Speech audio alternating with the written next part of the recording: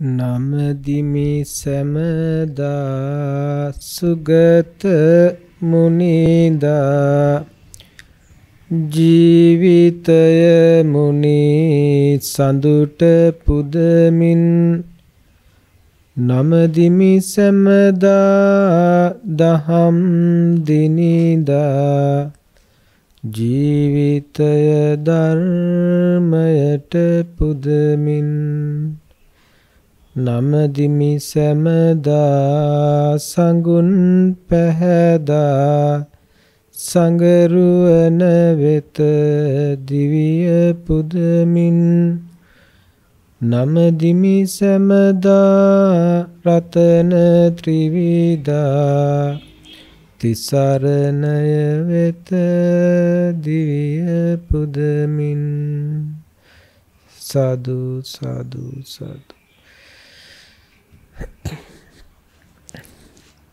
සදහැති පින්නතුනි, අද දවසේත් අප මේ උත්සාහ කරන්නේ පින්නැති ඔබ හැමදෙනාටම බුදු පියාණන් වහන්සේ නිවීම වෙනුවෙන් සැනසීම වෙනුවෙන් සදාකාලික සතුටට පත්වීමක් වෙනුවෙන් පෙන්වා වදාළ පැහැදිලි නිර්වුල් මග පිළිබඳව සාකච්ඡා කරන්න, හෙලිපෙහෙලි කරන්න, ඒ වගේම ඒ පිළිබඳව හොඳ අදහසක් ඇති කරලා, හොඳ උනන්දුවක් ඇති කරලා ඒ තුලින් පින්වත් ඔබ හැමදෙනාම නිවෙන සැනසෙන මාවතට යොමු කර ගනිමින් නිවෙන්නට සැනසෙන්නට අවශ්‍ය කරන වටපිටාව සකස් කරලා දෙමින් ඔබට බුදුරජාණන් වහන්සේ යම් සැනසීමක් වින්දද, බුදුරජාණන් වහන්සේ යම් සෝයක් වින්දද, යම් වූ මහා කර්කශ පීඩාකාරී දොම්නස් සහගත ස්වභාවයකින් අත්මිදිලා සුවපත් වූ පාරාදීසයක සුව පහසු බව වින්දද,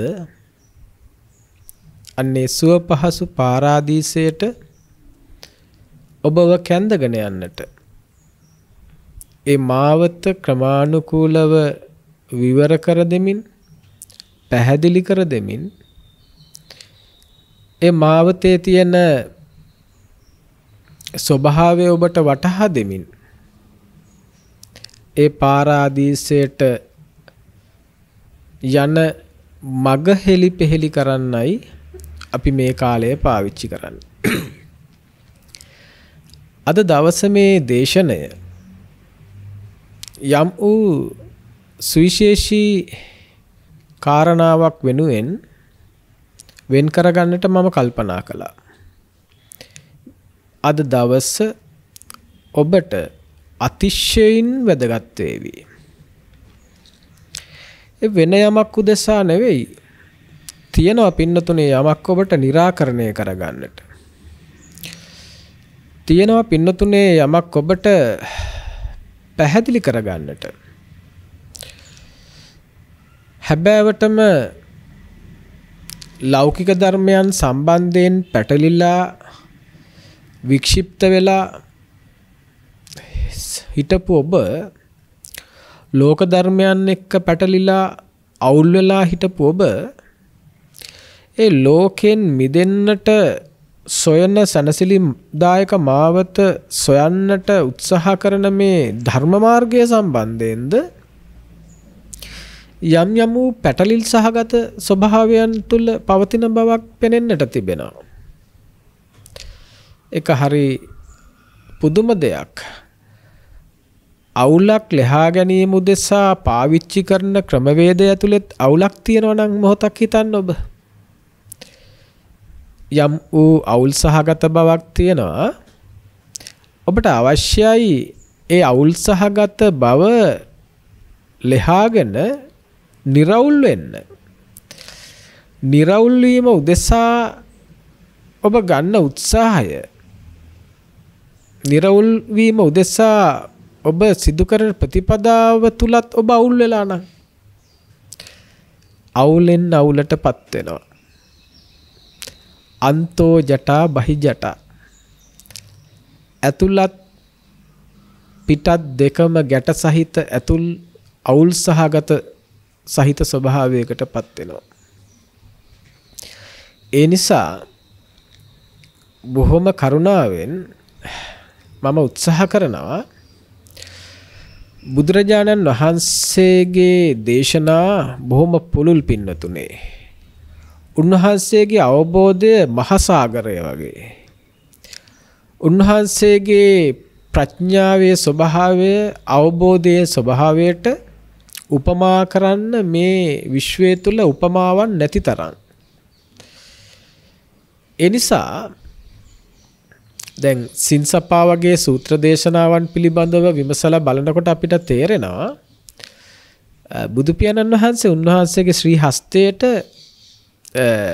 සින්සප්පා වනේ මේ වැටිලා තිබිච්ච කොළ ටිකක් ශ්‍රී හස්තයට අරගෙන අහනවා පින්නැති ආනන්ද මගේ මේ අතේ තියෙන කොළ ටිකද මේ ඇටේරියා වනයේ තියෙන කොළ ටිකද වැඩි කියලා.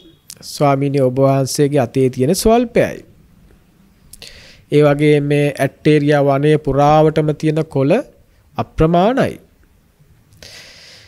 එහෙමනම් දැනගන්නට ආනන්ද එහෙමනම් දැනගන්නට පින්නතුනේ බුදු පියාණන් වහන්සේ දේශනා කරනවා මම තථාගතයන් වහන්සේ දේශනා කරලා තියෙන ධර්මය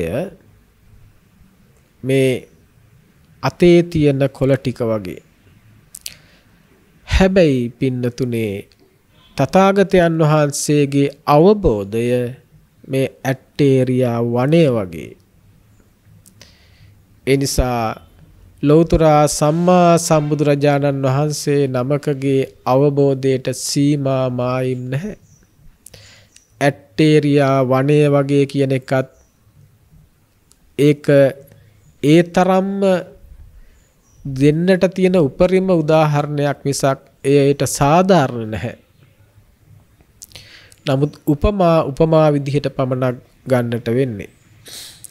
ඒ නිසා බලන්නට සිතන්නට කල්පනා කරන්නට ලෞතර සම්මා සම්බුදුරජාණන් වහන්සේ නමකගේ අවබෝධය මොනතරම්ද මහ සාගරය වගේ මහ පොළොව වගේ සිංහරාජ වනාන්තරයේ තියෙන මහා වෘක්ෂවල පත්‍ර වගේ ඇමසන් වනයේ තියෙන මහා වනාන්තරය වගේ වාලුකා කාන්තාරයේ තියෙන වැලි වගේ එපමණටම ලෞතර සම්මා සම්බුදුරජාණන් වහන්සේ නමකගේ අවබෝධය පළල් ගැඹුරුයි ඉහළයි. එවැනි ස්වභාවයක අවබෝධයක් සහිත බුදුරජාණන් වහන්සේ නමකට පුංචි කාලයක් ලැබෙනවා දහම් දෙසන්න. 45 වසක්. ඒ අවුරුදු 45 පුරාවටම උන්වහන්සේ උපරිම කාලයක් දහම් දෙසන්න පාවිච්චි කරනවා. දවසට පැය 2ක් වගේ පුංචි කාලයක් සැතපීලා. එහෙම උපරිම කාලය ගත කරලා ධර්ම දේශනා කරලත් මේ දෙව් මිනිසුන්ගේ ප්‍රඥාවේ ස්වභාවයත් එක්ක උන්වහන්සේ ධර්ම දේශනා කරන්නේ උන්වහන්සේගේ පරිපූර්ණ අවබෝධයම දේශනා කරන්නේ නැහැ. එහෙම දේශනා කරන්නට අවශ්‍ය වෙන්නේත් නැහැ. එහෙම දේශනා කළාට ඒක තේරෙන්නේත් නැහැ. ඒ තරම් මහ පළල් ඒ තරම් මහ ගැඹුරු අවබෝධයක් ලෞතර සම්මා සම්බුදුරජාණන් වහන්සේ නමකගේ අවබෝධය. හැබැයි පින්නතුනේ උන්වහන්සේගේ අවබෝධය එපමණ වුණත් උන්වහන්සේ ශ්‍රාවකයාට ගුරු මුෂ්ටි රහිතව දැනගත යුතු සියල්ල මනාකොට निराවුල්ව පැහැදිලිව දේශනා කරනවා. නිවන උදෙසා අවශ්‍ය සියල්ල, නිවීම උදෙසා අවශ්‍ය සියල්ල, නිබ්බාණය උදෙසා අවශ්‍ය සියල්ල, සැනසීම උදෙසා අවශ්‍ය කරන සියල්ල උන්වහන්සේ මනාකොට මුල මැද අග කලනකොට පැහැදිලිව निराවුල්ව දැනගෙන දැකගෙන ප්‍රත්‍යක්ෂ කරගෙන දේශනා කරනවා. ඒ නිසා බුදුරජාණන් වහන්සේගේ ශ්‍රාවකයෙකුට අවබෝධයට පත්වීම උදෙසා අවශ්‍ය කරන ඒ මනාකොට වූ සුපිරිසුදු වූ දහම් මඟ විවර කර අවසానයි. මම මේ ආරම්භයේදී සින්සපා සූත්‍රයත් උදව් කරගෙන ඔබට පැහැදිලි කළේ බුදු කෙනෙකුගේ අවබෝධය මහා ඉහළ එකක්. නමුත් උන්වහන්සේ ධර්ම දේශනා කරලා තියෙන්නේ ඒ පරිපූර්ණ වූ අවබෝධයම දේශනා කරන්න කල්ප ගාණක් ගත වේවි. ඒක එහෙම තියෙද්දී උන්වහන්සේ යම් වූ අසරණේකට අහිංසකේකට නිවන් දකින්නට නිවනින් සැනසෙන්නට අවශ්‍ය කරන පරිපූර්ණ වූ දහමක් කිසිදු අඩුවක් පාඩුවක් නැතුව නැවත නිවැරදි කරන්නට, නැවත සකසන්නට, නැවත වෙනස් කරන්නට අවශ්‍ය නොවන විදිහට සියලු ආකාරයේ පරිපූර්ණ වූ දහමක් විදිහට දේශනා කරලා තියෙනවා. නැවතත් සිහිපත් කරන්නේ උන්වහන්සේගේ අවබෝධය අහස වගේ. නමුත් එපමණ අහස තරමට දහම් නොදෙසුවාට නිවන උදෙසා යම් දහමක් අවශ්‍යද අවශ්‍ය ටික ඒ ආකාරයෙන්ම පරිපූර්ණ වශයෙන් දේශනා කළා. එහෙම දේශනා කරන මේ ධර්මය උන්වහන්සේ බොහෝ තැන්වල මිනිසුන් උදෙසා දේශනා කළ ධර්මය නිවන උදෙසා හොඳටම ප්‍රමාණවත් වන ආකාරයෙන් දේශනා කරලා තියෙනවා.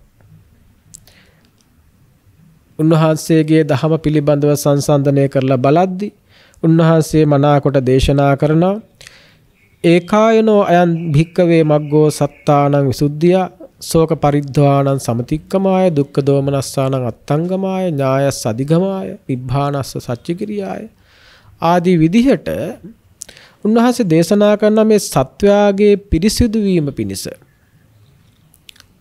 සෝතැවුල් දුරු කරගෙන දුක් දුම්නස් දුරු කරගෙන සත්‍ය අවබෝධ පිණිස දහමක් දේශනා කරනවා. තථාගතයන් වහන්සේ අවබෝධ කළ දහම දේශනා කරනවා. ඒ දේශනා කරන ධර්මය හරියට අනුගමනය කිරීම සංක්ෂිප්ත කරලා ගත්තොත් එහි ප්‍රායෝගික පැත්ත තියෙන්නේ ආතාපි සම්පජානෝ සතිමා විනය්‍ය ලෝකේ අභිජ්ජා දෝමනස්සං. මේ මොහොත තුල සිහිය පිහිටුවගෙන ලෝකයේ දිහා පංච උපාදානස්කන්ධයේ දිහා සිහියෙන් බලාගෙන ආතාපි සම්පජානෝ සතිමා මේ ලෝකය පිළිබඳව සිහියෙන් යුක්තව ඇලීම් ගැටීම් දුරු කරගෙන වාසය කරන ක්‍රමයක් තමයි බුදු පියාණන් වහන්සේ දේශනා කරන්නේ. ආතාපි කෙලස් තවන වීරයෙන් යුක්තව ස්මනා සිහියෙන් යුක්තව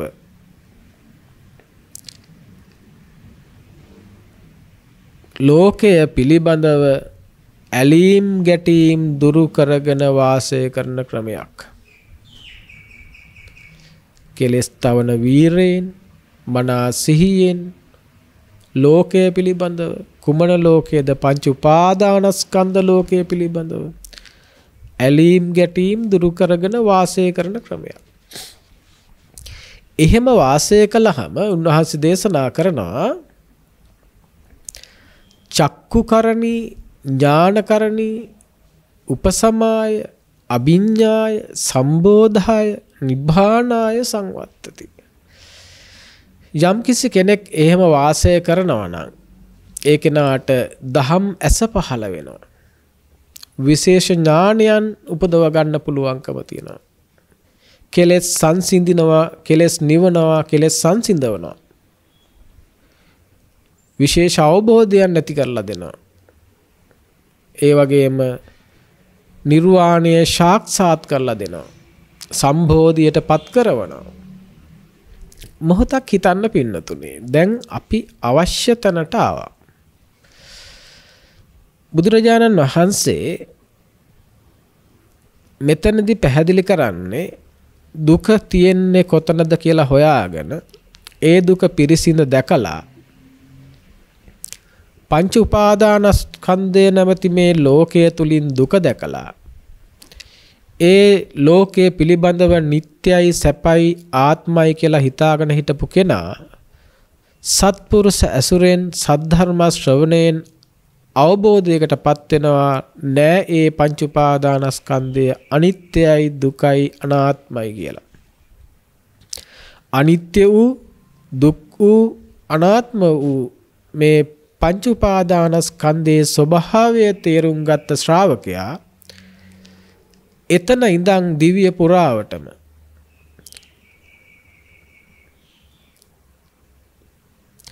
ආතාපි සම්පජානෝ සතිමා විනය ලෝකේ අවිජ්ජා දෝමනස්ස. කෙලස් තවන වීරයෙන් යුක්තව සිහියෙන් යුක්තව මනාකොට ඇති කරගත් අවබෝධයෙන් මේ මොහොතේ මේ ෂනේ සැකසෙන ලෝකය පිළිබඳව විනය ලෝකේ අවිජ්ජා දෝමනස්ස.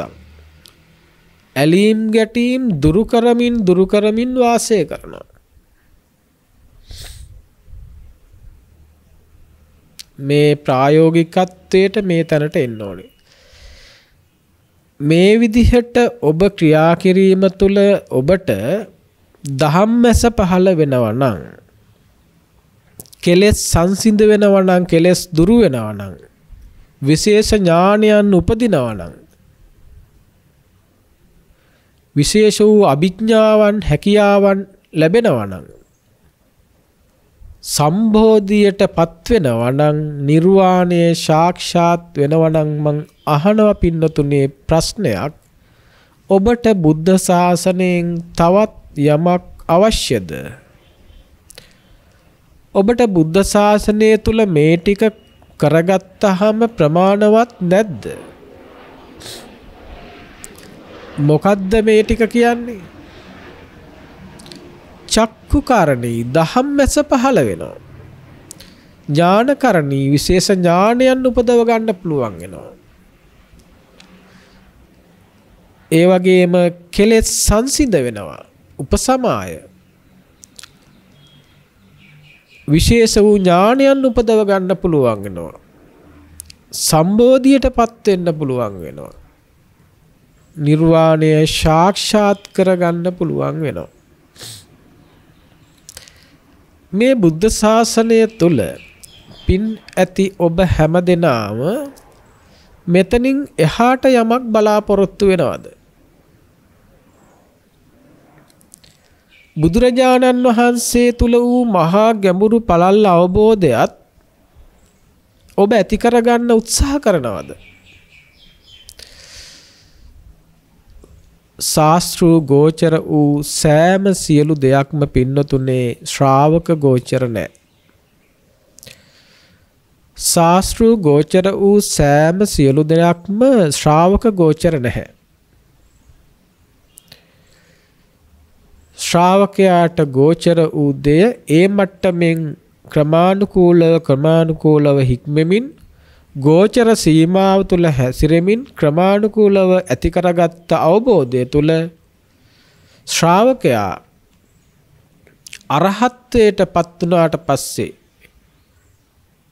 නිර්වාණය සාක්ෂාත් කළාට පස්සේ ඒ කෙනාගේ සාපේක්ෂ කර ප්‍රඥාවේ අවබෝධයේ සීමාවට අනුව ඒ කෙනාට බුදුරජාණන් වහන්සේ තුල වූ ඒ ගැඹුරු දහම් දැකීමේ ඒ දර්ශනය ඇති කරගන්න අවශ්‍ය කරන වටපිටාව සැකසෙනවා. ඒ අඩුම තරමේ අරහත්වයටපත් වූ උතුමෙකුට විතරයි. එතනින් මෙහාට සේක ප්‍රතිපදාව තුල ඉන්න ඇත්තන් සෝතාපන්න මාර්ගස්තයන්, සෝතාපන්න පලස්තයන්, සකදාගාමි මාර්ගස්තයන්, සකදාගාමි පලස්තයන්, අනාගාමි මාර්ගස්තයන්, අනාගාමි ඵලයටපත් වෙච්ච කෙනෙක්, අරහත් මාර්ගස්තයන් ආදී විදියට ඒ හැම කෙනෙකුටම සාපේක්ෂව අර ගැඹුරු වූ අවබෝධය උදෙසා විමසන්නට, ඒ අවබෝධය ඇති කර ගැනීම උදෙසා තියෙන ඉඩකඩ යම් ආකාරයකට සීමා සහිතයි. ඒ නිසා මේක කියන්න උත්සාහ කළේ පින්නතුනේ සුවිශේෂී හේතුවක් නිසා. මම මේ හිමින් සිහිපත් කළ කාරණා මම විශ්වාස කරනවා ඔබට තේරෙන්නට ඇති කියලා. සරලව සංක්ෂිප්තව සිහිපත් කළොත් මම මේ කියන්නට උත්සාහ කරන්නේ බුදුරජාණන් වහන්සේගේ අවබෝධය මහමෙර වගේ උන්වහන්සේ දේශනා කළා තියෙන ධර්මයේ තුලේ මහමෙරම අඩංගු වෙන්නේ නැහැ. උන්වහන්සේ නිවනට අවශ්‍ය කරන, නිවන් දකින්න අවශ්‍ය කරන සියල්ල දේශනා කළා තියෙනවා.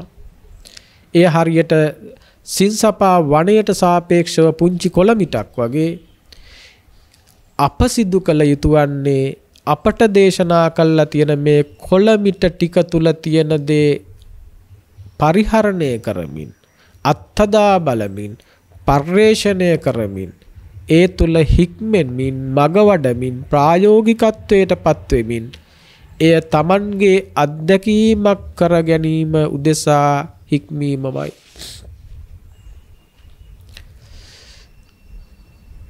ඒත් අද බොහෝ දෙනෙක් එය එසේ කරනවා වෙනුවට බුදුරජාණන් වහන්සේ තුල අර වූ මහා ගාම්භීර වූ ගැඹුරු අවබෝධය තමන්ගේ අවබෝධයක් බවට පත් කරගන්න පන්ති යනවා. උන්වහන්සේ තුල වූ අර මහා ගැඹුරු අවබෝධය තමන්ගේ දැනුමක් බවට පත් කරගන්නට ඒ උදෙසා වැඩසටහන් කරනවා. පන්ති වලට සම්බන්ධ වෙනවා. නිදි මරාගෙන පාඩම් කරනවා. නිදි මරාගෙන පොත් ලියනවා. සමහර අය ගිරව් වගේ කටපාඩමින් මහා ගැඹුරු වූ පදපේලි වචනමාලාවන් කියා ඒ අය දැනුමෙන් පොහොසතුන් බවට පත් වෙලා, බහුශ්‍රුත බවින් පොහොසතුන් බවට පත් වෙලා, දන්නා බවින් පොහොසතුන් බවට පත් වෙලා, හැබැයි පෘථග්ජන භූමිය තුලත් ඒ අය පොහොසත්. පෘථග්ජනයන් විදියට පොහොසත් ඔබ දැනුමෙන් පොහොසත් වෙලා, බහුශ්‍රුත බවින් පොහොසත් වෙලා, දන්නා බවින් පොහොසත් වෙලා බුද්ධ ශාසනය තුල මේ ධර්මය අවබෝධ කරන්න මිසක් පාඩම් කරන්න නෙමෙයි, එකතු කරගන්න නෙමෙයි, මතක තියාගෙන ගොඩ ගහගෙන පොතේ ලියාගෙන මහා දැනුමුත්තෙක් විදිහට, දන්නා කෙනෙක් විදිහට, බහුශ්‍රුතෙක් විදිහට ජීවත් වෙලා පෘථග්ජන ගෝත්‍රයට අයිති කෙනෙක් විදිහට අසරලව මැරිලා යන කෙනෙක් නම් අපේ ආතල මුත්තල කිව්වා වගේ අනිච්චේ කියලා කියන්න තමයි සිද්ධ වෙන්නේ. ඒ නිසා මේ ස්වභාවය පිළිබඳව බුදුරජාණන් වහන්සේගේ දේශනාව පිළිබඳව හොයලා බලද්දී ඒ පිළිබඳව සිදු කරපු හරි අපූර්ව කතාවක් තියෙනවා. ඒක හරියට මගේ සිත් ගත්තා. ඒක කොයිතරම් සිත් ගත්තද කියනවනම් ඒකෙන් කියවෙන්නේ ඔබ වැනි බොහෝ අය පිළිබඳව. බුදුරජාණන් වහන්සේ දේශනා කරනවා අවබෝධ නොකළ ධර්මයන් හරියට අවබෝධ නොකළ ධර්මයක් හරියට අනුන්ගේ හරක් බලා ගන්න කෙනෙක් වගේ. එයා කවදාවත් අයිතිකාරයෙක් වෙන්නේ නැහැ කියලා. අවබෝධ නොකළ ධර්මයක් හරියට අනුන්ගේ හරක් බලා ගන්න කෙනෙක් වගේ. එයා කවදාවත් ඒ හරක්ගේ අයිතිකාරයෙක් වෙන්නේ නැහැ. එයා කවදාවත් ඒ කිරිවල අයිතිකාරයෙක් වෙන්නේ නැහැ. එයා කවදාවත් ඒ හරක්ගේ වටිනාකමේ අයිතිකාරයෙක් වෙන්නේ නැහැ. එයා හැමදාමත් කෙවිතක් අරගෙන අනුන්ගේ හරක් බලලා දීලා අපි ඕක තවත් විදියට කියනවා අතින් කාලා අනුන්ගේ හරක් බලනවා කියලා. හරියට පින්නතුනේ මේක ඒ වගේමයි. එයාට කවදාවත් අයිතිකාරයෙක් වෙන්න වෙන්නේ නැහැ. එයාට කවදාවත් මේ ධර්මය තමන්ගේ අත්දැකීමක් කරගන්නට වෙන්නේ නැහැ. ඒක තමන්ගේ අත්දැකීමක් වෙන්නේ නැහැ. කානුන්ගේ අත්දැකීමක් විතරයි. එයා හැමදාම අනුන්ගේ අත්දැකීම් පිළිබඳව පුරාජේරු කියනවා. එයා හැමදාමත් අනුන්ගේ අත්දැකීම් පිළිබඳව බරසාර වචන කියනවා. එයා හැමදාමත් අනුන්ගේ අත්දැකීම් පිළිබඳව කටපාඩම් කරගත්ත වාක්‍ය කියනවා. එයා හැමදාමත් අනුන්ගේ අත්දැකීම් පිළිබඳව ප්‍රශංසා කරනවා. එයා තමන්ගේ දැනුම පිළිබඳව මහා මානයකින් ජීවත් වෙනවා. අසරණව මැරෙනවා. එයා බුද්ධ ශාසනය පාවිච්චි කළේ නැහැ. එයා බුද්ධ ශාසනය ප්‍රයෝජනට ගත්තේ නැහැ. එයා බුද්ධ ශාසනය තුල හික්මුනේ නැහැ. හැබැයි ඔහු හිතන් හිටියේ ඔහු එහෙම හික්මනවා කියලා. ඔහු හිතන් හිටියේ බුද්ධ ශාසනයේ තියෙන කටපාඩම් කරන්න කියලා. ඔහු හිතන් හිටියේ බුද්ධ ශාසනයේ තියෙන මතක තියාගන්න කියලා. බුද්ධ ශාසනය පින්නතුනේ මතක තියාගන්න තියෙන එකක් නෙවෙයි. බුද්ධ ශාසනය අවබෝධ කරන්න තියෙන එකක්. ගොඩාක් අමාරුවෙන් අසීරුවෙන් පාඩම් කළා පද පේලි ගණන් මතක තියාගන්න එකක් නෙවෙයි. අමාරුවෙන් පාඩම් කළා ඒ වචන එකින් එක ඒ සමහර දේශනා යම් කොටස් කඩ බිඳ දේශනා කරපු දීර්ඝ දේශනාවන් අමාරුවෙන් අපහසුවෙන් දැඩි ආයාසයකින් මතක තියාගෙන පොත්වල ලියාගෙන නේද අපේ අම්මලා අප්පච්චිලා මේ ධර්ම දේශනා ශ්‍රවණය කරන්නත් වාඩි වෙන්නේ පොතකුයි පෑනකුයි ළඟින් තියාගෙන. දැන් අවුරුදු 70යි. දැන් අවුරුදු 60යි 65යි. අනේ ඔබ අවුරුදු 40ක් 50ක් තිස්සේ තාමත් ලියනවා. නැහැ අම්මා අප්පච්චි. මේ ධර්මයේ හැම ලියලිය කටපාඩම් කර ඉන්න එකක් නෙවෙයි. මේ දේශනය තුලත් උත්සාහ කරන්න ඒ කතා කරන දේ මේ මොහොතේ අවබෝධ කරන්න. ඒ මොහොතේ සිහිය ලව ගන්න. ඒ යථාර්ථය දකින්න. ඒ ප්‍රත්‍යක්ෂ කරගන්න. ඒ තහවුරු කරගන්න. ඔබ කොපමණ කාලයක් මතක තබාගෙන මේවා එකතු කළාද? මොකද්ද ඔබට ලැබිච්ච දේ? ඔබට අදටත් මතක නැති දේවල් මතක තබා ගන්න ඔබ මොනතරම් ශිල්ප ක්‍රම පාවිච්චි කරනවද? ඔබ මතකය වැඩි කරලා දෙන ගුරුවරු හොයාගෙන කොච්චර ගියාද? ඔබට මේ ගැඹුරුයි සම්මත සමහර ධර්ම කාරණාවන් පැහැදිලි කරගන්න ඔබ කොයිතරම් ධර්ම දේශනාවන් ශ්‍රවණය කළාද? සමහර වෙලාවට ඒ අතිශයින් ගැඹුරු වූ දේශනාවන් කරන දේශකයනුත් ඒ ඇත්තොත් යම් පාඩම් කරගත්ත දෙයක් කටපාඩම් කරගත්ත දෙයක් ඒ ආකාරයෙන්ම දේශනා කරනවා. ඔබත් ඒ ආකාරයෙන්ම ශ්‍රවණය කරලා ඔබත් මතක තියාගන්න වීර්ය කරනවා. හැබැයි දේශනා කළෙත් තමන්ගේ අත්දැකීමක් නෙවෙයි. ශ්‍රවණය කරපු කෙනාටත් ඒ ශ්‍රවණය කරන්නට ලැබෙන්නේ තමන්ගේ අත්දැකීමක් බවට පත් කරගන්න ලැබෙන්නේ. ඒ තරම්ම මහා ගැඹුරු වූ බුද්ධ විශේෂයට ශාස්ත්‍රූ ගෝචර වූ සමහර ධර්මයන් මුළු ජීවිත කාලය පුරාවටම එය දැනගන්න විතරක් මතක තියාගන්න විතරක් දන්නවා කියන තැනටපත් වෙන්න විතරක් ඔබ කොයිතරම් මහන්සි වුණාද? වාදයකට යන්නට එපා පින්නතුනේ. හැමදේම වාද කර කර ඔබ හරි කියලා හිතන් හිටපු තැනම ඉන්නට උත්සාහ කරන්න එපා. අප හිතන්නට ඕනේ. අප කල්පනා කරන්න ඕනේ. මෙපමණ කාලයක් මම කොයිතරම්නම් ඔය ගැඹුරු ධර්ම පන්තිවලට ගියාද? ඒවා තේරුම් ගන්නේ වචන මතක තියාගන්නේ වචන පේලි මතක තියාගන්න එකින් එක සිද්ධ වෙන ස්වභාවය මතක තියාගන්න. ඒ දේවල් ඇත්තටම ශ්‍රාවක ගෝචරද? ශ්‍රාවක ගෝචර වන ප්‍රමාණය කෙතෙක්ද? දැන් මම ඒ තරම්ම ගැඹුරු නොවන මෙහෙම පුංචි කාරණාවක් ඔබට මේ සිත සකස් වෙන විදිය පිළිබඳව සිහිපත් කරන්නම්කෝ. දැන් චක්කුංච පටිච්ච කියන විදිහට මේ ඇසට රූපය වර්ණ රූපයේ වර්ණ ඡායාව අරමුණු වෙනකොට නැත්තම් ඕක කනට ශබ්ද රූපයේ අරමුණු වෙනකොටම මේ රූප ඡායාව ඇසේ ගැටෙනකොටම එය භවංගයේත් ගැටෙන්නට ඕනේ. රූප ඡායාව ඇසේ ගැටෙනකොටම එය භවංගයේත් ගැටෙන්නට ඕනේ. එහෙම නොවුනොත් සිතක් සකස් වෙන්නේ නැහැ.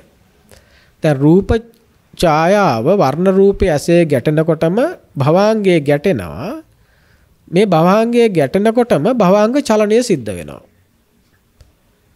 භවංග චලනය කියලා කියන්නේ දැන් භවංගයේ වෙනස් වීමක් සිද්ධ වෙලා මේ භවංගයේ සිද්ධ වෙන වෙනස් වීමට තමයි භවංග චලනය කියලා කියන්නේ. භවංග චලනය සිද්ධ වුණාට පස්සේ භවංග පහළ වීම නතර වෙනවා. භවංග පහළ වීම නතර වෙනකොටම ඒ භවංග පහළ වීම නතර වුණාට පස්සේ ඒ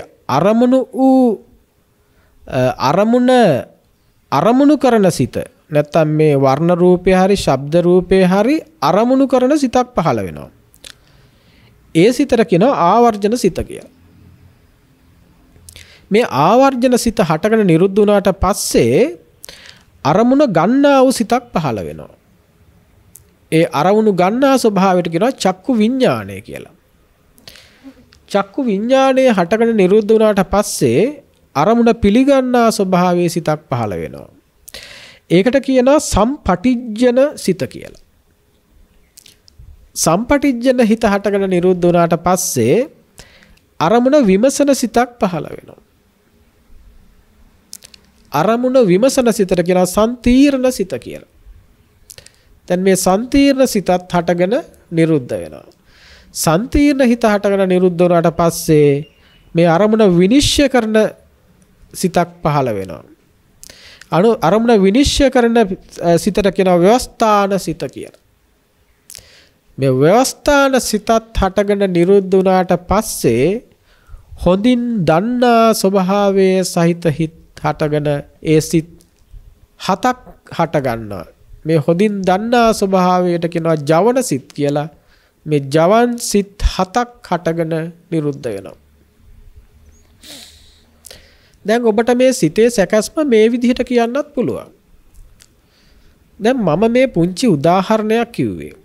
මේ අධර්මය හෝ මේ බුද්ධ ධර්මය නොවේ හෝ මේ බුද්ධ ධර්මය අවශ්‍ය නැtei හෝ ඒ වගේ කතා කියන්න මම කොහෙත්ම උත්සාහ කරන්නේ නැහැ.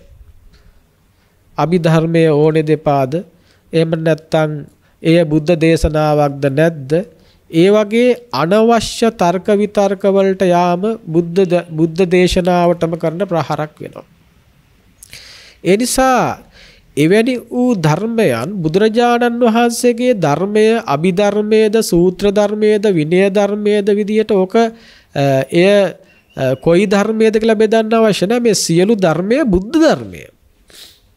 හැබැයි මා මෙතනදී ඔබට සිහිපත් කරන්නේ බුදුරජාණන් වහන්සේගේ බුද්ධ ධර්මය බුද්ධ භාෂිතය ශාස්ත්‍රූවරයාගේ ශාස්ත්‍රූ ගෝචර සීමාවේ පළල සමහර වෙලාවට මිනිස්යාගේ භවංග පරම්පරාවේ තියෙන උපවත් ස්වභාවයේ ප්‍රමාණාත්මක බවට මේ භවාංග චිත්ත පරම්පරාවේ තියෙන උපවත් භාවයේ තියෙන ප්‍රභාෂර භවයට සාපේක්ෂව තමයි ගැඹුරු දහම් කරුණු ග්‍රහණය කර ගැනීමේ හැකියාව සැකසීලා තියෙන්නේ. ගැඹුරු දහම් කරුණු ග්‍රහණය කර ගැනීමේ හැකියාව මිනිසයා තුළ සැකසෙන්නේ භවාංග චිත්ත පරම්පරාව තුළ තියෙන උපවත් භාවයේ ප්‍රමාණයට සාපේක්ෂව. ඒක දෙවියන්ගේ ඊට වඩා සාපේක්ෂව ත්‍රිවිධතාවයෙන් වැඩි වෙන්නට ඕනේ. එතකොට ඒ නිසා නිරන්තරයෙන් බුදුරජාණන් වහන්සේ මිනිසයාගේ නිවීම උදෙසා දේශනා කළ දහම් කාරණාවල ඒ අයට දරාගත හැකි, ධාරණය කරගත හැකි, විමසිය හැකි, ප්‍රතිපත්තියේ යෙදිය හැකි, ඒ ප්‍රතිපදාව තුළ හික්මිය හැකි ප්‍රමාණයටයි උන්වහන්සේ නිරන්තරයෙන් දේශනා කළා තියෙන්නේ. උන්වහන්සේ නිරන්තරයෙන් දේශනා කළා තියෙන්නේ. එය මුළු බුද්ධ දේශනාව පුරාවටම හොඳින් සම්මර්ෂණය කළා, විමර්ශනය කළා බලනකොට හොඳින් පැහැදිලි වෙනවා. ඒ නිසා දැන් මම අර කියපු ආකාරයට මේ සිතක සකස් වෙන ස්වභාවය පිළිබඳව ඔබට ඒ පිළිබඳව ඔබට ගෝචර කරගන්න මම මේ කියන කතාව නිකන් හිතන්න පින්නතුනේ. දැන් වර්ණ රූපයක් අසේ ප්‍රසාදයේ ගැටෙනවා. ඒ ගැටෙන තැනම වර්ණ රූපයේ සහ ප්‍රසාදයේ හට ගැනීම සිද්ධ වෙනවා. දැන් මේ හට ගැනෙන ස්වභාවය පිළිබඳව ඔබ මේක අහද්දී ඔබට මවා ගන්න විතරයි වෙන්නේ. ඒ කෙසේ වෙතත් එතනින් එහාට තියෙන කාරණා මේ වේගවත්ව සිදුවන මේ චිත්තක්ෂණවල ස්වභාවයන් පිළිබඳව ඔබට එය අරමුණු කරගන්නට යාමේදී ඔබට කොයි තරමකින් ගෝචරද? ඒ ගෝචර වූ කෙනෙක් මේ ශ්‍රාවක ගෝත්‍රය තුල ශේක ප්‍රතිපදාව තුල ඉන්නකම් එහෙම කෙනෙක් ඉන්නවද? මේ දේශනා කරන ඇත්තන් බුදුරජාණන් වහන්සේ තමන් වහන්සේගේ ප්‍රත්‍යක්ෂ වූ ගැඹුරු වූ ගාම්භීර වූ ඥාණයට අරමුණු කරගත්ත මේ දේවල් දේශනා කරද්දී උන්වහන්සේ ඒ දේවල් සුදුසුම තැනදී සුදුසු කෙනාට සුදුසු අයට දේශනා කළා. සුදුසු තැනදී සුදුසු කෙනාට හොඳින් ප්‍රභාස්වර බව පවතින, ධාරණ ශක්තිය හොඳින් පවතින කෙනෙකුට උන්වහන්සේට යම් වූ ඒ දහමක් දේශනා කරන්න අවබෝධ කරගැනීමේ ශක්තිය සහිත නම් උන්වහන්සේ එහෙම දේශනා කරපු අල්ප අවස්ථා තියෙනවා. උදාහරණයක් විදියට මාතෘ දිව්‍ය රාජ්‍ය සාරිපුත්ත මහරහතන් වහන්සේ මහා ප්‍රඥ වූ සාරිපුත්ත මහරහතන් වහන්සේට බුදු කෙනෙක්ගේ ශ්‍රී මුඛයෙන් මහා ප්‍රඥ වූ සාරිපුත්ත මහරහතන් වහන්සේ හැරෙන්න වෙනත් කෙනෙකුට එවැනි වූ ගාම්භීර දහමක් දේශනා කරන්නට ගියේ නැහැ. මේ පිළිබඳව හොඳට හිතද්දී දැන් ඔබට කනට ශබ්දයක් අරමුණු වෙනවා. මේ අරමුණු වන ස්වභාවය දැන් මම සිහිපත් කරනවා මේ අරමුණු වෙච්ච වෙලාවේදී මේ මොහොතේදී මේ ගැටුණු ගමන්ම ශබ්ද රූපය ආධ්‍යාත්මික ආයතනය වූ කණේ ගැටුණු ගමන්ම ඔන්න භවාංගයේත් ගැටෙනවා. භවාංගයේ ගැටුනේ නැත්තම් සිත් පහළ වෙන්නේ නැහැ. දැන් ඔබ මේ මවාගත් ස්වභාවයක් තුල භවාංගය කියලා එකක් තියෙනවා. ඔන්න ඔබට යාන්තම් ශබ්ද රූපය ගැන අදහසක් ගන්න පුළුවන්, කන පිළිබඳව අදහසක් ගන්න පුළුවන්. එයත් ඔබ අදහසක් ගන්න ඔබට ගෝචර සීමාව විඳගෙන ඔබ දන්න කණක් ගැන ගන්න. බුද්ධ ශාසනය කතා කරන කණ ගැන නෙමෙයි. බුද්ධ ශාසනය කතා කරන ශබ්ද රූපය ගැන පවා ඔබට හරියට අදහසක් නැහැ. එහෙම අදහසක් නැතුව යම් වූ මට්ටමකින් කණයි ශබ්දයයි අරමුණු වීම ගන්නවා. එතනින් එහාටම ඔබ මනෝලෝකයක තනියනවා. ඔබ ගෝචර සීමාවක නෙමෙයි අගෝචරව ඉඳගෙන ගෝචර කරගන්න වීරය කරනවා. නමුත් ගෝචර කරගත නොහැකි ස්වභාවයක ඉඳගෙන. එතකොට එතනින් එහාට මේ අරමුණු වෙච්ච ගමම්ම එතනින් එහාට එය භවාංගයේ ගැටෙනවයි කියලා කියනවා. ඇත්තද? ඔව් භවාංගයේ ගැටෙනවා වෙන්න ඇති. ඔබ එහෙම හිතනවා. භවාංගයේ ගැටුණට පස්සේ දැන් භවාංග චලනය වෙනවයි කියලා කියනවා. භවාංග චලනය කියලා එකක් ඇති. මේ භවාංග භවාංගයේ ගැටෙනකොටම භවාංගයේ වෙනස් වීමක් සිද්ධ වෙනවා. භවාංගයේ වෙනස් වීම මේ සිද්ධ වෙන වෙනස් වීමට තමයි භවාංග චලනය කියලා කියන්නේ. දැන් භවාංග පහළ වීම මෙතනින් නතර වෙනවා. නතර වෙලා දැන් අර අරමුණට භවාංග පරම්පරාව දැන් පහළ වෙන එක නතර වෙලා අරමුණට යොමු වෙනවා. ඊට පස්සේ අරමුණත් එක්ක සිද්ධ වෙන සිද්ධි මාලාවක් තමයි වෙන්නේ. අරමුණු කරන ස්වභාවයේ ආවර්ජන සිත හට ගන්නවා. අරමුණු ගණ්ඩා ස්වභාවයේ චක්කු විඥාණය සිත හට ගන්නවා. ඊළඟට අරමුණු පිළිගන්න සිත හට ගන්නවා සම්පටිජ්ජන සිත. ඊළඟට අරමුණු විමසන සම්තීර්ණ හිත හට ගන්නවා. ඊට පස්සේ අරමුණු විනිශ්චය කරන ව්‍යවස්ථාන හිත හට ගන්නවා. ඒ හිතෙන් පස්සේ අරමුණු හොඳින් දන්නා වූ ජවන සිත් 1 2 3 4 5 6 7ක් හටගෙන නිරුද්ධ වෙනවා. දැන් මේක විනාඩි 5ක සිද්ධ වෙන සිද්ධියක් නෙවෙයි. දැන් මේක විනාඩියක සිද්ධ වෙන සිද්ධියක් නෙවෙයි. දැන් මේක තප්පරයක සිද්ධ වෙන සිද්ධියකුත් නෙවෙයි. මේ සිද්ධි ටික ඔක්කොම සිද්ධ වෙන්න තප්පරයකින් කෝටි ප්‍රකෝටි ගාණකින් එක ක්ෂණයක්වත් ගත වෙන්නේ.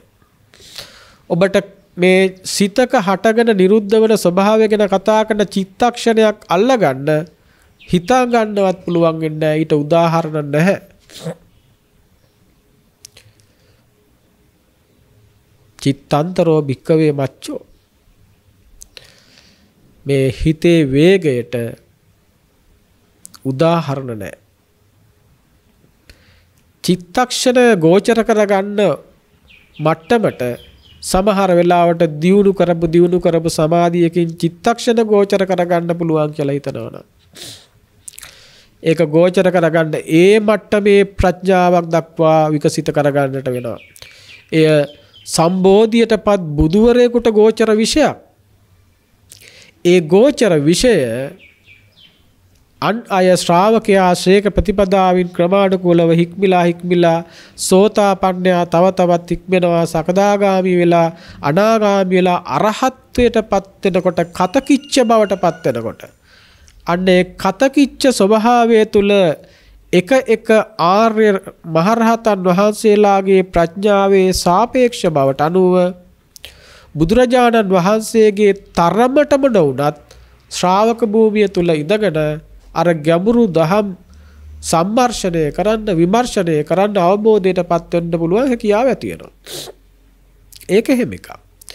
එතකොට දැන් තියෙන ප්‍රශ්නේ අඩුම තරමින් අරහත් භූමිය තුල ඉඳගෙන සම්මර්ෂණය කරන්නට විමර්ශනය කරන්නට හැකියාව ලැබෙන දේ ඔබ පෘථග්ජන භූමිය ඉඳගෙන සෝතාපන්න මාර්ගයට පත්වීම ඉදෙසා ඉගෙන ගන්නවා නම් පාඩම් කරනවා නම් ඒ වෙනුවෙන් කැප වෙනවා නම් ඒ වෙනුවෙන් මහන්සි වෙනවා නම් භාෂාවල් ඉගෙන ගන්න බොහෝ දේශනාවල් වල ධ්‍යානවා ඔබ බුදුරජාණන් වහන්සේගේ ධර්මය රකින්නට ඕනේ. මේ බුද්ධ ශාසනය ආරක්ෂා කරන්නට ඕනේ. බුද්ධ ශාසනය බොහෝ කාලයක් චිර කාලයක් රකින්නට ඕනේ. ඒ නිසා අසවල් භාෂාවන් ඉගෙන ගන්න. ඒ වෙනුවෙන් මහන්සි වෙන්න. අසවල් ආකාරයට පොත්පත් කියවන්න. ඒ පොත්වල තියෙන දැනුම හොඳට මතක තියාගන්න කියලා නිරන්තරයෙන් කියනවා ඇහෙනවා. හැබැයි එහෙම කියන බොහෝ දෙනෙක් සමහර වෙලාවට තමනුත් පෘථග්ජන භූමිය තුල ඉඳගෙන තමනුත් පාඩම් කරන කෙනෙක් අනිත් අයටත් පාඩම් කරන්න කියනවා. තමනුත් මතක තියාගන්න කෙනෙක් අනිත් අයටත් මතක තියාගන්න කියනවා. තමනුත් ඉගෙන ගන්න කෙනෙක් අනිත් අයටත් ඉගෙන ගන්න කියනවා. ලෝක ස්වභාවය තුල තියෙන ලෝකයේ තුල තියෙන ක්‍රියාමාර්ග වලින් ඒ විදිහට මේ කාරණාවන් සිද්ධ වෙනවා. ලෝකයේ තුල තියෙන එකතු කරන ගොඩ ගහන කලාව එතනත් ඒ විදිහටම ක්‍රියාත්මක වෙනවා. සමහර වැඩිහිටි අම්මලා අප්පච්චිලා ඉන්නවා හොඳ ගැඹුරු දහම් දරයන් අපිට ඕන තරම් හම්බෙලා තියෙනවා ඒ වගේ අය. ඒ අයගේ තියෙන ධර්මඥානය, ඒ අය තුළ තියෙන දැනුම සමහර වෙලාවට හරි පළල්. හැබැයි ඒ අය ඒ පළල් දැනුම තුලින් අවබෝධයට උණුහුමක්වත් ඇති කරගෙන නැහැ. ඒ වගේ මහා අවබෝධයක් තියෙන, මහා මතක ශක්තියක් තියෙන, කටපාඩම් කරගත්ත චිත්ත වීති පිළිබඳව, චිත්තක්ෂණ පිළිබඳව, ඊළඟට චිත්ත චෛතසික රූප ආදී කාරණාවන් පිළිබඳව එකින් එකට පෙළින් පෙළට වචන විග්‍රහ කරගෙන දිගට මතක තියාගෙන ඒ කුසල සිත් කීයද, අකුසල සිත් කීයද ආදී විදිහට ඒ සිත්වල ප්‍රමාණයන්, සංඛ්‍යාවන් ආදී විදිහට මතක තියාගත්ත සමහර අය ඒවා මතක තියාගන්න දන්න අය බවට විතරක්පත් වෙලා ඒ මතකය විතරක් තමන්ගේ කරගෙන බොහෝම අසරණව පීඩාකාරීව මරණයටපත් වෙච්ච අවස්ථා අපි ඕන තරම් දැකලා තියෙනවා. හරියට බෞද්ධ දර්ශනය උගන්වන මහාචාර්යවරයෙක් වගේ. ඒ මහාචාර්යවරයාගෙන් ඕනෙම ප්‍රශ්නයක් ඇහුවොත් එයාට දෙන්න උත්තරයක් තියෙනවා. ඒ තරම් දක්ෂයි. ඒ තරම් මතක ශක්තියක් තියෙනවා. ඒ තරම් ධාරණ ශක්තියක් තියෙනවා.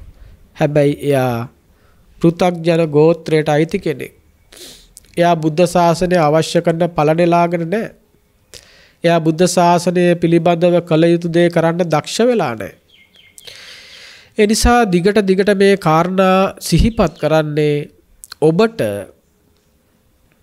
ඔබ මේ ඉන්න තැනට අවශ්‍ය ටික ඔබ අරගෙන ඒ අවශ්‍ය ටික පාවිච්චි කරලා ඔබ නිවෙන්න පින්නතුනේ. මුළු ලෝකයේම දැනුම හොයාගෙන ගියාවේ. මුළු ලෝකයේම උගත්කම් හොයාගෙන ගියාවේ. මුළු ලෝකයේම මතක තියාගෙන හිටපු ආවේ. මුළු ලෝකයේම පොත් පුරෝ හිටපු ආවේ. මුළු ලෝකයේම පොත් ලියපු ආවේ.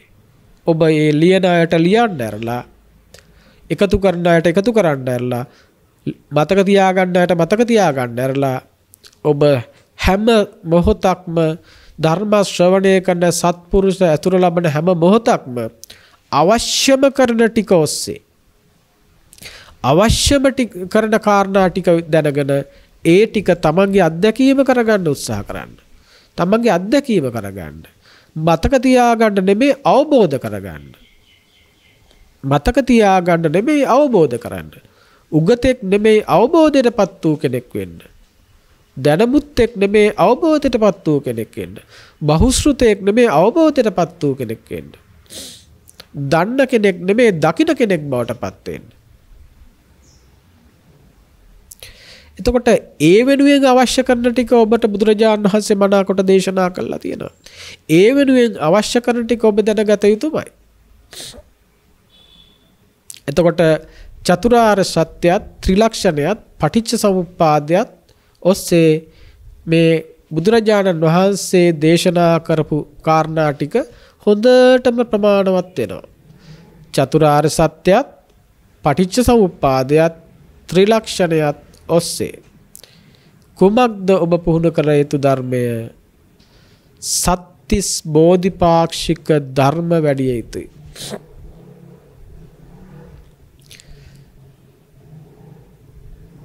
ඒ වචන ඇතුළෙම කළ යුතු දේ තියෙනවා. චතුරාර්ය සත්‍ය දැනගෙන, පටිච්ච සමුප්පාදය දැනගෙන, ත්‍රිලක්ෂණය දැනගෙන ඒ ඇති කරගත් ශ්‍රාවක ගෝචර ස්වභාවයේ අවබෝධය තුල ඉඳගෙන ඔබ වඩන්නේ කුමක්ද? සත්‍තිස් බෝධිපාක්ෂික ධර්ම. ඒ ඔබට වඩන්න පුළුවන් දෙයක්. ඒ ඔබට ගෝචර දෙයක්. ඒ ශාස්ත්‍රීය ගෝචර විතරක් නෙමෙයි, ශ්‍රාවක ගෝචර දෙයක්. එය නිරන්තරයෙන් ඔබත් යම් මට්ටමින් අත්හදා බලපු දෙයක්. ඔබට එහි උණුහුමත් යම් මට්ටමින් ලද අයින් ඔබ. ඒ නිසා තමයි බුදුරජාණන් වහන්සේ ශ්‍රාවක ගෝචර වූ ධර්මයක් දේශනා කරන්නේ. ඔබ හිතන්න පින්නතුනේ, අගෝචර වූ ධර්මයක් කොච්චර ඇහුවත් එය ගෝචර නැත්නම් එය සීමාවෙන් ගොඩාක් එහා නම් ඒ වෙනුවෙන් කැප කරන මුළු ජීවිතයක් සමහර වෙලාවට Taman ඇති කරගත්ත කටපාඩම කාලයත් එක්ක ටිකෙන් ටික වයසත් එක්ක දුර්වල වෙලා ගිහිල්ලා එය අමතක වෙලා යනවා. නමුත් අවබෝධ කරගත්ත දෙයක්, දැනගත්ත දෙයක්, දැකගත්ත දෙයක්, ප්‍රත්‍යක්ෂ කරගත්ත දෙයක් එවැනි ස්වභාවයටපත් වෙන්නේ නැහැ. දැන් ඔබට අවශ්‍ය චක්කුකරණී, ඥානකරණී, උපසමාය, අභිඥාය, සම්බෝධාය, නිබ්බානාය කියන තැනටපත් වෙන්න නම් ඒකට අවශ්‍ය ප්‍රතිපදාව වඩන්න පින්නතුනේ. ඒකට අවශ්‍ය ප්‍රතිපදාව වඩන්න. ඒකට අවශ්‍ය ප්‍රතිපදාව වෙනුවට ඔබ වෙනත් ප්‍රතිපදාව නම් නියැලෙන්නේ. එය ඔබ මොනතරම් අසරණකමක්ද ඒ පිළිබඳව තියෙන කියන කාරණාව පිළිබඳව හිතන්නට වෙනවා. ඒ නිසා බුදුරජාණන් වහන්සේ එවැනි ස්වභාවයන් පිළිබඳව දේශනා කළේ ඔබට මතකයි. එවැනි වූ ස්වභාවයක කෙනෙක් මා මේ මෙච්චර වෙලා කතා කරපු ස්වභාවය කෙනෙක් තමයි පෝටිල ස්වාමීන් වහන්සේ. බොහෝම ටිකක් අවශ්‍යම ටික දැනගත්ත පෝටිල ස්වාමීන් වහන්සේගේ ශිෂ්‍යයෙක් අරහත්වයට පත් වෙනවා. බොහෝ කොට දන්න මේ සියලු දහම් කාරණා පාඩම් කරගත්ත දන්න විතරක් කෙනෙක් බවට පත්විච්ච පෝටිල ස්වාමීන් වහන්සේ පෘථග්ජන භූමිය තුල ඉන්නවා. ඒ නිසා සාකච්ඡාවකදී බුදුරජාණන් වහන්සේ මේ බොහෝ කොට දන්න, බොහෝ කොට බහුශ්‍රුත, හැබැයි දන්න බව දක්න බවක් බවට, අවබෝධයක් බවට පත් කර නොගත් පෝටිල ස්වාමීන් වහන්සේට තුච්ඡ පෝටිල කියලා ආමන්ත්‍රණය කරනවා. මා මේ කාරණාවත් එක්ක ඔබ ගැටෙන්න එපා. මා දන්න ඔබට ඔබේ දැන් සිත් ගොඩාක් දේවල් එක්ක පෙරලෙනවා. මේ ස්වාමීන් වහන්සේ මොනවා හරි දෙයක් ප්‍රතික්ෂේප කරන්නේ කිසිවක් ප්‍රතික්ෂේප කරන්නේ. මා මේ සිහිපත් කරන්නේ ඔබට අවශ්‍ය ටිකයි, ඔබට ගෝචර ටිකයි. ඔබට මේ අවශ්‍ය ටික ගෝචර ටික අරගෙන ඔබ නිවෙන්න. ඒ නිවෙනකොට අරදී ගැඹුරු දේවලුත් ඔබට ග්‍රහණය කරන්න පුළුවන් බවකට ඔබපත් වේවි. එදාට ඔබ ඒවා ග්‍රහණය කරගන්න. දැනට ඔබ ඉන්න තැන මා දන්න නිසා, ඔබ ඉන්න තැනට අවශ්‍ය කරන ප්‍රමාණය අප දන්න නිසා, ඒ පිළිබඳව අදහසක් අවබෝධයක් තියෙන නිසා, යම් දවසක ඔබ ඉන්න තැන අපත් සිටපු නිසා, ඔබ වගේම එදා ඔය වගේ උත්සාහයන් පරක් තෙරක් නොමැතිව ගත්ත නිසා, ඒ කිසිවකින් පළක් නොලද නිසා, ඒ ඵල නොලද දේ හලලා ඵල සහිත ස්වභාවයේ අරමුණු කරගෙන හික්මුණාම ඒ අවශ්‍ය කරන සැනසීමටපත් වෙන්න පුළුවන් වෙන නිසා ඔබට මනාකොට පැහැදිලිව මේ ධර්මයේ මේ විදිහට දේශනා කරන්නේ. ඒ නිසා එහෙම ස්වභාවයක් තුල ඔබ තීරණය ගන්න තුච්ඡ පෝටිල කියලා බුදු පියාණන් වහන්සේගෙන් අහගන්නවද? එහෙම නැත්නම් බොහෝම ටිකක් අවශ්‍යම ටික දන්න උන්වහන්සේ ඒ පෝටිල ස්වාමීන් වහන්සේගේ ශිෂ්‍ය ස්වාමීන් වහන්සේ වගේ දන්න ටික පාවිච්චි කරලා රහත් වෙනවද කියලා. දන්න ටික පාවිච්චි කරලා රහත් වෙනවද?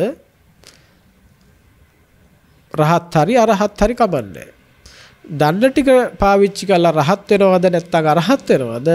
එහෙම නැත්නම් එහෙම වෙන්න කියලා හිතාගෙන ඔක්කොම ටික මතක තියාගෙන ඉන්නවද?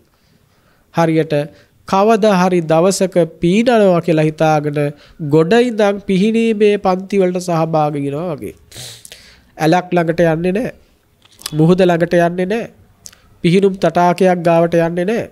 වතුර තියෙන තැනකටවත් යන්නේ නැහැ.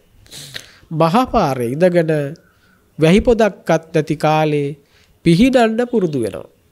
ජීවිත කාලෙම පුරුදු වෙනවා. දැන් එයා පිහිනීමේදී අතපය සොලවන විදිය දන්නවා. පිහිනුම් තාක්ෂණයක් දන්නවා. පිහිනීම උදෙසා හිස හැරවිය යුතු විදියක් දන්නවා. පිහිනීමේදී හුස්ම පාලනය කරන විදියක් දන්නවා. පිහිනීම උදෙසා සියලු අංගයන් චලනය කරන විදියක් දන්නවා. මේ ඔක්කොම දන්න කෙනා ගිහින් මහමූද මැද්දට අතාරිනවා. දැන් ඔයා ඔක්කොම දන්නවා. අවුරුදු 5ක් ඔයා දැන් මේ පාඩම කළා. එයා මහමූද මැද්දට ගිහිල්ලා අතෑරියාම පින්වතුනේ එයා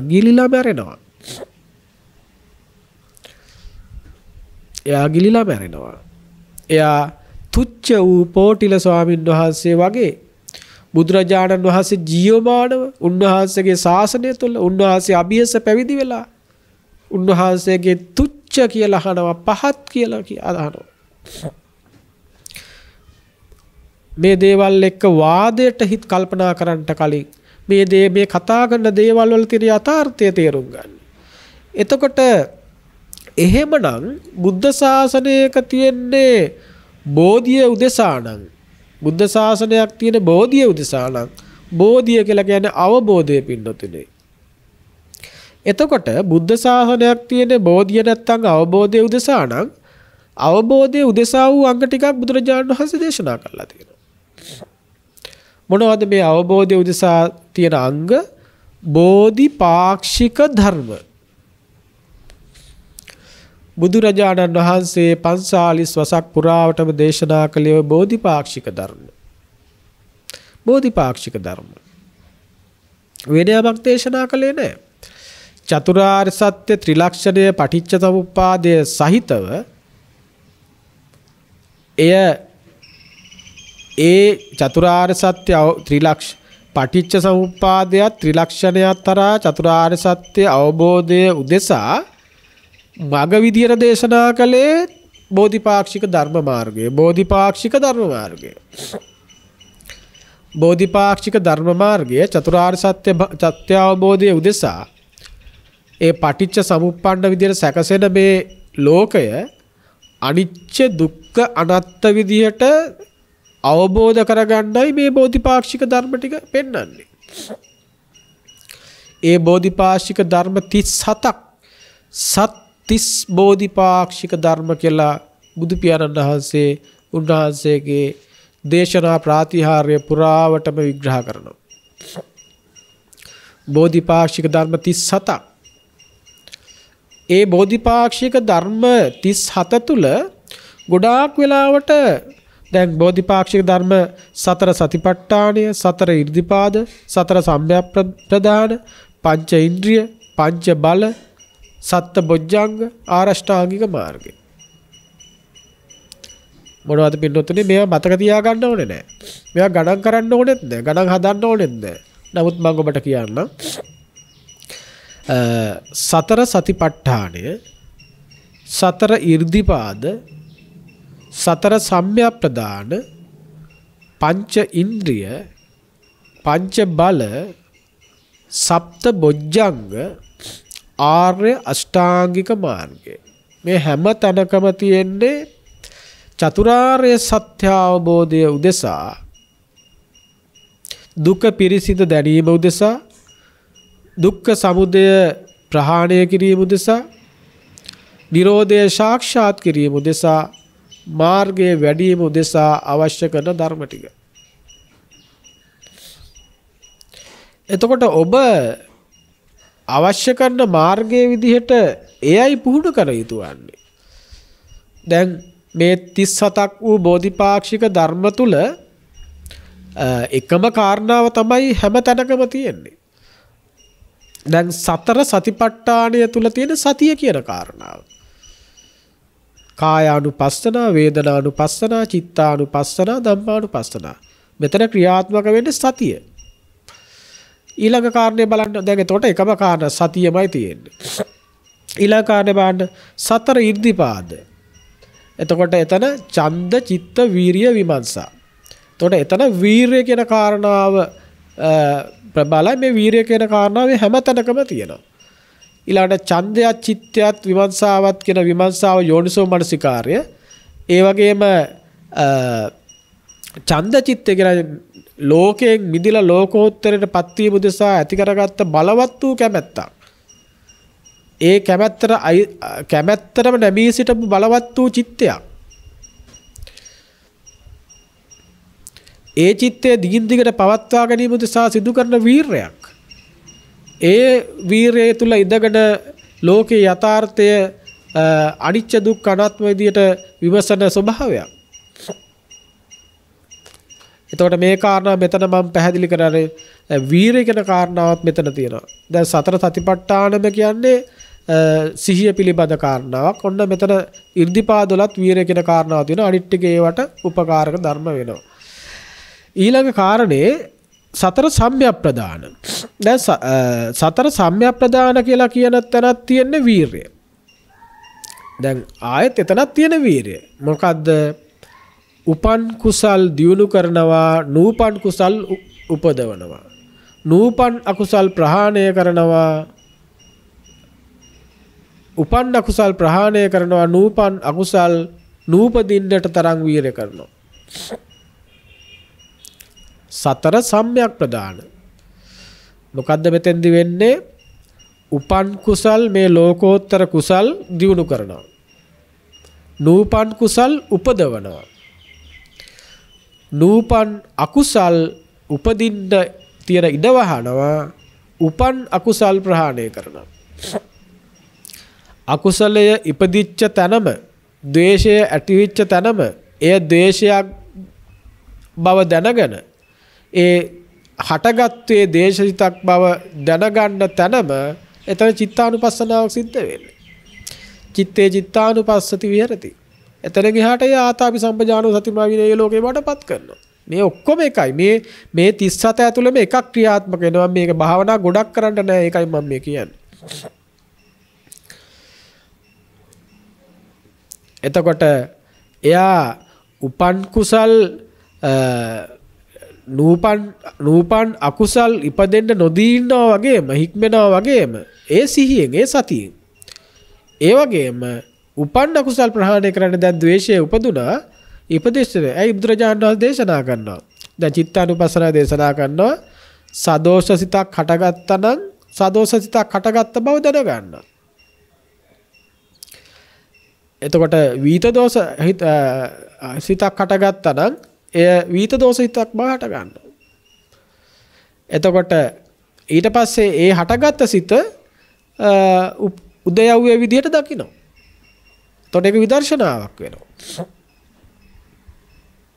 බලන්න එතනින් එහාට අපිට මේක කාලයත් එක්ක මේ දේශනේ කරන්න වෙන්නේ.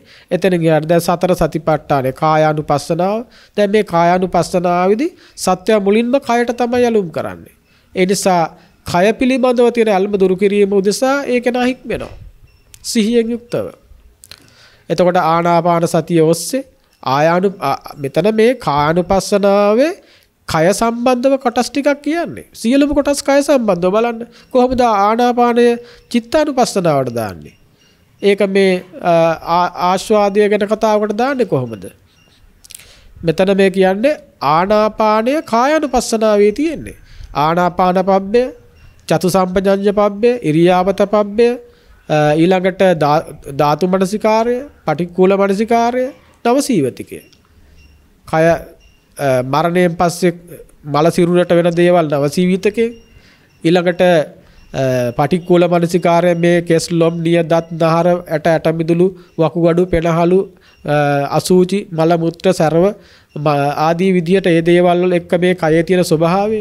ඊළඟට ධාතු මනසිකාරයෙන් සතර මහා ධාතු සහ උපාදාය රූපවලින් මේ සැකසිච්ච කයක යථාර්ථය. එතන ගියාට සතර ඉරියව් පැවැත්ම තුළ කවදාවත් සැපවත් ලැබිච්ච නොලැබිච්ච ස්වභාවය පිළිබඳව සතර ඉරියව් වලින් එහාට ගිහිල්ලා චතුසම්පජඤ්ඤ පබ්බයෙන් එහාට ගිහිල්ලා ඉරියාපත පබ්බේදී සියලු ඉරියව් කොච්චර වෙනස් කළා සැපෙහුවත් ඒ සැප නොලැබිච්ච ස්වභාවය. එතනින් එහාට මේ සියලු ආකාරයෙන් නවසීවිතකය ආදියෙන් මේ මරුණට පස්සෙත් කයට එන වෙන ස්වභාවය බැලුවාම ආධ්‍යාත්මික වුණත් බාහිර වුණත් කයක් යම් තැනකද ඒ කොයි කයේ ස්වභාවයත් ওই වගේ ස්වභාවයක් කියන එක යට අවබෝධ වෙනවා. එතකොට එතනින් එහාට වේදනාවේදී සැප වේදනා, දුක් වේදනා, උපේක්ෂා වේදනා කියන සෑම වේදනාවක් පිළිබඳව එයා සිහියෙන් ඉඳගෙන එහි යථාර්ථය දකිනවා. ඊළඟට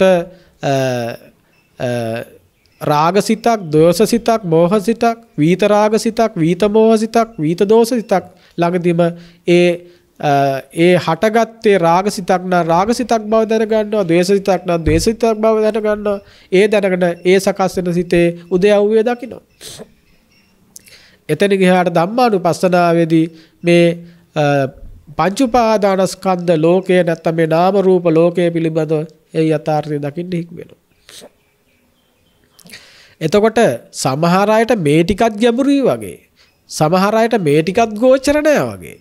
සමහර අයට මේ ටිකත් නිකන් අමාරුයි. එහෙම තියාගෙන මේ අවශ්‍යම ටිකත් අගෝචරයි වගේ තියද්දී අර ගෝචර කරගන්න හිතා ගන්නවත් බැරි මහා ගැඹුරු දහම් කරුණු ඔස්සේ පන්න ජීවිතේ දිය කරනවා. ඒවා අවශ්‍ය වෙයි.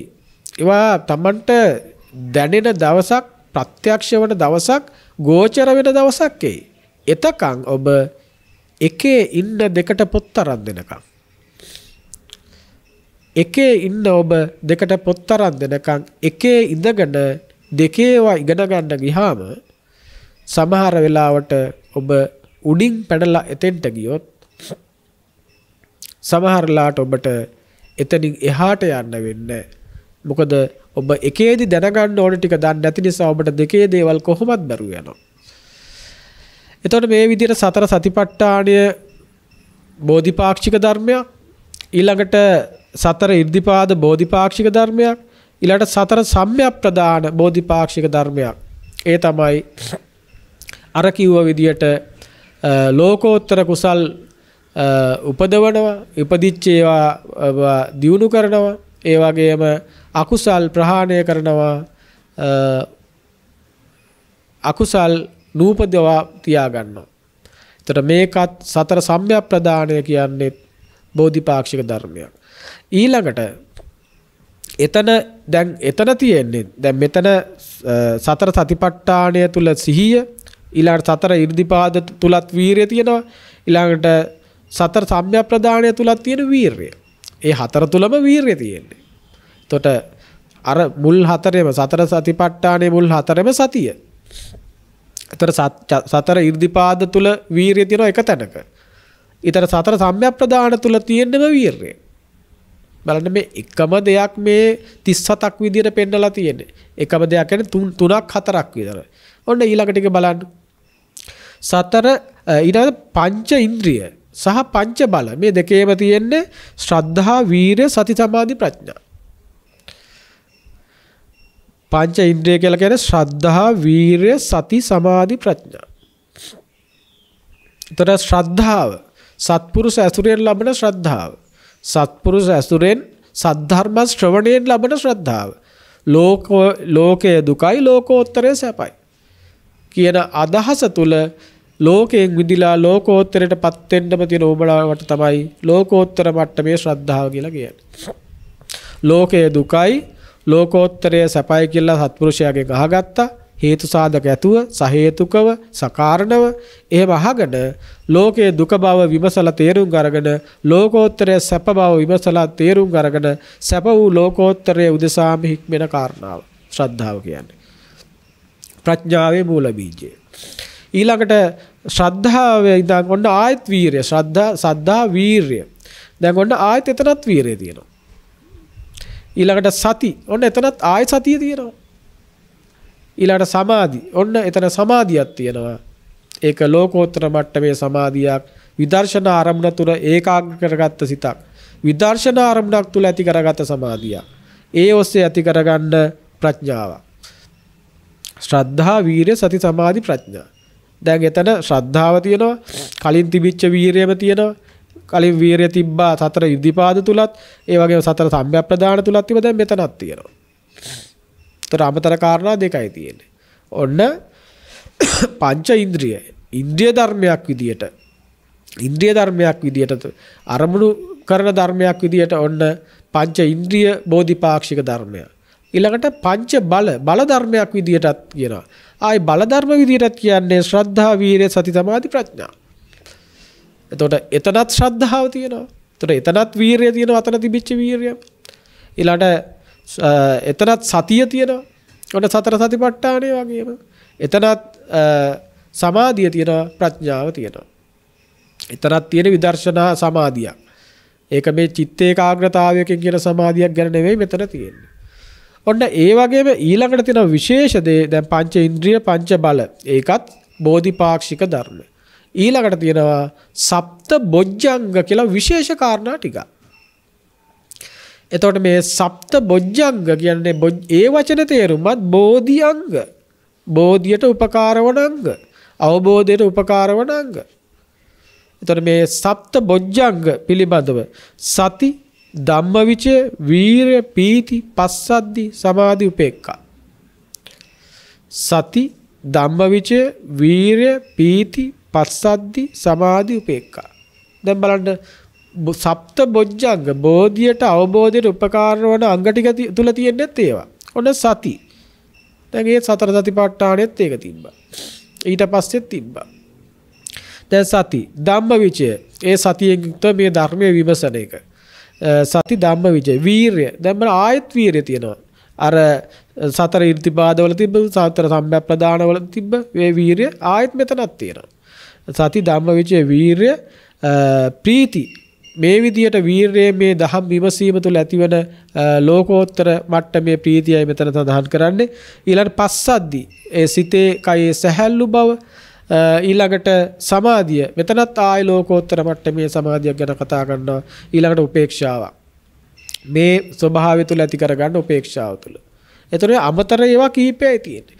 මේ ඔස්සේ බෝධිපාක්ෂික ධර්ම වැඩෙනකොට ඔන්න ඊට පස්සේ ආයෙත් සත්‍තිස් බෝධිපාක්ෂික ධර්මවල අවසානයේ තියෙනවා ආර්ය අෂ්ටාංගික මාර්ගය. දැන් නිවන උදෙසා ආර්ය අෂ්ටාංගික මාර්ගය නම් වැඩෙන්න ඕනේ.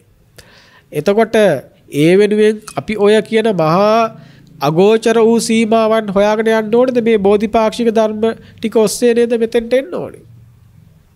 එතකොට ආර්ය අෂ්ටාංගික මාර්ගය බැලුවත් සම්මා දිට්ඨි ඊළඟට චතුරාර්ය සත්‍ය පිළිබඳ අවබෝධය. එතකොට චතුරාර්ය සත්‍ය පිළිබඳ අවබෝධය අත්‍යවශ්‍යම කාරණාවක්. එතකොට සම්මා සංකප්ප, අව්‍යාපාද සංකල්පන, අවිහිංසා සංකල්පන, නෙක්ඛම්ම සංකල්පන ආදී විදිහට. එතකොට සම්මා දිට්ඨි, සම්මා සංකප්ප, සම්මා වාචා ඒ පිළිබඳව ඔබ දන්නවා සම්මා වාචා කියන්නේ. එතකොට Tamanගේ වචනය පිළිබඳව ඇති කරගන්න අවබෝධයෙන් ඇති කරගත්ත හික්මීම. සම්මා කම්මන්ත ඊළඟට සම්මා දිට්ඨි, සම්මා සංකප්ප, සම්මා වාචා, සම්මා කම්මන්ත, සම්මා ආජීව. ඒ කම්මන්ත ආජීව දෙකෙන්ම පාණඝාතය, අදත්තා දානය, කාමිතාචාරය වගේ කයෙන් සිදුවන අකුසල ස්වභාවයෙන් වෙන් වෙමින් ඒ වගේම ආජීවය තුල ජීවත් වීම උදෙසා අද කාලේ වෙන දැන් මේ කොරෝනා වසංගතයටත් නැවතත් සමහර වෙලාවට විකෘති ප්‍රභේද හද බෙහෙත් ටික විකුණන්න කටයුතු කරනවදෝ කියලා හිතනවනේ. ඔන්න මිච්ඡා ජීවේ. සත්තු මරලා විකුණනවා, අවි ආයුධ විකුණනවා, ජීවාවි විකුණනවා. ගම්වල මොනතරම් නීති විරෝධී ජීවනෝපායන් වල නිරත වෙනවද? මොන ආගමකින් අනුමත කරලා තිබුණත් ජීවත් වෙන්න හෝ කියලා බඩගින්න නිවා ගන්න හෝ කියලා සතුන් මරනවා නම්, ප්‍රාණඝාතය කරනවා නම් එතන තියෙන මිච්ඡා ජීවය. ඒක කොයි ආගමෙන් මොන ශාස්ත්‍රූවරයා අනුමත කළාද නැද්ද කියන එක මත මෙතන සිද්ධ වෙන්න ඕනේ අකුසලය හෝ මිච්ඡාවෙන් නිදහස් වෙන්න බෑ. ඒ නිසා ඊළඟට ආයත් මෙතන සම්මාජය, සම්මා වායාමය, ආයතර වීර්ය ගැන මෙතන ආයත් කතා කරනවා. සම්මා වායාමය. ඊළඟට සම්මා සතිය ආයත් මෙතන තියෙනවා. ආයතර සතර සතිපට්ඨානෙ තියෙනවා. ඊළඟට සම්මා සමාධිය ආයත් තියෙනවා මෙතන. මෙතනත් සමාධිය තියෙනවා. ඒ පළවෙනි දෙවන තුන්වෙනි හතරවෙනි ධ්‍යාන අතර පිළිබඳව. එතකොට මේ විදිහට මේ බෝධිපාක්ෂික ධර්ම 37ක් තියෙනවා කිව්වට බලනකොට හරියටම ඇත්තටම තියෙන්නේ 5ක් 6ක්. එතකොට අමුතුවෙන් මෙතන 37ක් වඩන්න දෙයක් නැහැ. මේ එකක් වැඩද්දි මේ සියල්ලම වැඩෙන විදිහටයි මේ සැකසීලා තියෙන්නේ. ඒ නිසා ඔබය ලොකුවට නොහිතුවට චතුරාර්ය සත්‍ය පිළිබඳව දුක පිරිසිඳ දැක සමුදය ප්‍රහාණය කර නිරෝධය සාක්ෂාත් කර මාර්ගය වඩන්න නම් එතකොට ඒ උදෙසා ඔබ හැබෑවටම දුක තියෙන්නේ කොතනද කියලා තේරුම් ගන්න. ඒ දුක දකින්න වෙන්නේ පංච උපාදානස්කන්ධය කියලා තේරුම් ගන්න. ඒ පංච උපාදානස්කන්ධය නැමැති දුක නැත්තම් පංච උපාදානස්කන්ධය නැමැති ලෝකය දුකක් උනේ අනිත්‍ය නිසා. එය අනිත්‍ය වෙන්නේ කෙසේද? උදයව්‍ය නිසා. හේතු සකස් වෙනකොට සකස් වෙන නිසා. සකස් වෙන හේතු නිරෝධ වෙනකොට ඵලයත් නිරෝධ වෙන නිසා. හේතු සම්පාදනයෙන් ඵල සම්පාදනය වෙන නිසා. හේතු සම්පාදනය වල තනම නිරුද්ධ වෙන නිසා. හේතු නිරුද්ධ වෙනකොටම ඵලත් නිරුද්ධ වෙන නිසා. ඒ නිසා මේ පංච උපාදානස්කන්ධය අනිත්‍යයි. යද නිච්ඡත්තං දුක්ඛං. යමක් අනිච්ච නම් ඒ අනිච්ච දේ දුකයි. යත් දුක්ඛං තද නත්තා. යමක් දුකදය අනත්තයි. ඒ දුක් වූ දෙයක් මම කියලා මගේ කියලා මට ඕන විදිහට තියාගන්න කියලා එහෙම අමුතු විදිහේ බැඳීමක් ඇති කරගන්න පුළුවන් දෙයක්, තමන්ගේ කරගන්න දෙයක්, තමන්ගේ වසඟයට පවත්වා ගන්න පුළුවන් දෙයක් නෙවෙයි. ඒ නිසා එවැනි ස්වභාවයේ වෙච්ච දෙයක් පිළිබඳව ඒ හැබෑවටම මේ පංච උපාදානස්කන්ධ ලෝකයේ මේ යථාර්ථය දැනගෙන තහවුරු කරගෙන දැකගෙන ඒ යථාර්ථයේ දිගින් දිගට අනිච්ච විදියට වඩන්න ඔන්න එතන සතර සතිපට්ඨානය වැඩෙනවා. දැන් එයා දිගට සිහිය පවත්වනවා. සිහිය පවත්වනකොට මේ කය පිළිබඳව තිබිච්ච දැනීම ලෙහිලා යනවා. ඊළඟට එයා මේ පංච උපාදානස්කන්ධයත් එක්ක සැකසීලා සැකසෙන වේදනාව පිළිබඳව යථාර්ථය දකිනවා. ඊළඟ පංච උපාදානස්කන්ධයත් එක්ක බැඳිච්ච මේ සිතේ ස්වභාවය පිළිබඳ අනිච්ච ස්වභාවයත් එක්ක යථාර්ථය දකිනවා.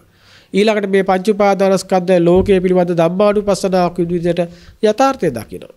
ඔන්න එකම භාවනාවක්. ඊළඟට මේ පංච උපාදානස්කන්ධයේ අනිච්ච ස්වභාවය දැක යනකොට ඔන්න ඡන්දයක් ඇති වෙනවා මේ යථාර්ථයම දකින්න. ඊළඟට චිත්තයක් ඇති වෙනවා ඒ වෙනුවෙන්ම.